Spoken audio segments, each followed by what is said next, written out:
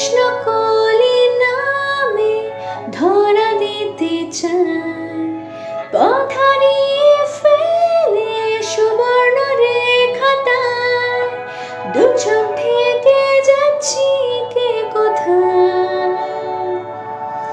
তোমার অভিধানে আছে এমন কোন হাসি ছুঁয়ে গেছে মন, মুগ্ধ হব আবার অল্প কিছুক্ষণ, হাতের মুঠোয় চাইছি শিহরণ।